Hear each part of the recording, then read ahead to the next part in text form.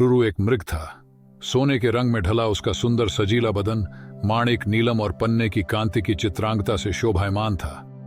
मखमल से मुलायम उसके रेशमी बाल, आसमानी आंखें तथा तराशे स्फटिक से उसके खुर और सींग सहज ही किसी का मन मोह लेने वाले थे। तभी तो जब भी वह वन में चौकड़ियां भरता तो उसे देखने वाला हर कोई आह भर उठता। जाहिर है कि रुरु एक साधारण मृग नहीं था। उसकी अप्रतिम सुंदरता उसकी विशेषता थी, लेकिन उससे भी बड़ी उसकी विशेषता यह थी कि वह विवेकशील था और मनुष्य की तरह बातचीत करने में भी समर्थ था। पूर्व जन्म के संस्कार से उसे झांत था कि मनुष्य स्वभावतः एक लोभी प्राणी है और लोभवश वह मानवीय करुणा का भी प्रतिकार करता आया है। फिर भी सभी प्राणियों के लिए उसकी करुणा प्रबल थी और मनुष्य उसके करुणा भाव के लिए कोई अपवाद नहीं था। यही करुणा रुरु की सबसे बड़ी विशिष्टता थी। एक दिन रुरु जब वन में स्वच्छंद विहार कर रहा था तो उसे किसी मनुष्य की चीत्कार सुनाई दी।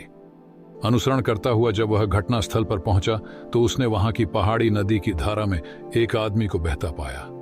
रुरु की करुणा सहज ही फूट पड़ी। वह तत्काल पानी में कूद पड़ा और डूबते व्यक्ति को अपने पैरों को पकड़ने की सलाह दी।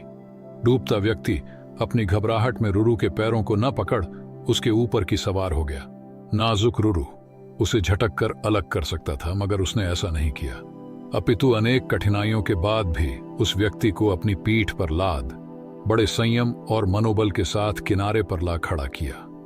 सुरक्षित आदमी ने जब रुरु को धन्यवाद देना चाहा तो रुरु ने उससे कहा, अगर तू सच में मुझे धन्यवाद देना चाहता है तो यह बात किसी को ही नहीं बताना कि तूने एक ऐसे मृग द्वारा पुनर्जीवन पाया है जो एक विशिष्ट स्वर्ण मृग है, क्योंकि तुम्हारी दुनिया के लोग जब मेरे अस्तित्व को जानेंगे तो वे निस्संदेह मेरा शिकार करना चाहेंगे। इस प्रकार उस मनुष्य को विदा कर रुरुपुन अपने निवास स्थान को चला गया। कालांतर में उस राज्य की रानी को एक स्वप्न आया। उसने स्वप्न में रुरु साक्षात दर्शन कर लिए। रुरु की सुंदरता पर मुग्ध और हर सुंदर वस्तु को प्राप्त करने की तीव्र अभिलाषा से रुरु को अपने पास रखने की उसकी लालसा प्रबल हुई। तत्काल उसने राजा से रुरु को ढूंढकर लाने का आग्रह किया। सत्ता में मद में चूर राजा उसकी याचना को ठुकरा नहीं सका।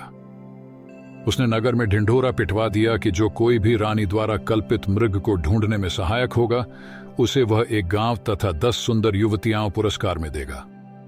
राजा के ढिंढोरे की आवाज उस व्यक्ति ने भी सुनी जिसे रुरु ने बचाया था। उस व्यक्ति को रुरु का निवास स्थान मालूम था। बिना एक क्षण गंवाए वह दौड़ता हुआ राजा के दरबार में पहुंचा। फिर हाँफते हुए उसने रुरु का सारा भेद राजा के साथ तत्काल उस वन में पहुंचे और रुरु के निवास स्थल को चारों ओर से घेर लिया। उनकी खुशी का ठिकाना न रहा जब उन्होंने रुरु को रानी की बताई छवि के बिल्कुल अनुरूप पाया। राजा ने तब धनुष साधा और रुरु उसके ठीक निशाने पर था। चारों तरफ से घिरे रुरु ने तब राजा से मनुष्य की भाषा में यह कहा, राजन, तुम मुझे मार डालो, मगर उससे पहले यह बताओ कि तुम्हें मेरा ठिकाना कैसे मालूम हुआ।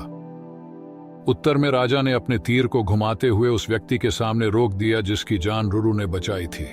रुरु के मुख से तभी यह वाक्य हठात फूट पड़ा, निकाल लो लकड़ी के कुंदे को, पानी से न निकालना कभी एक अकृतज्ञ इंसान को।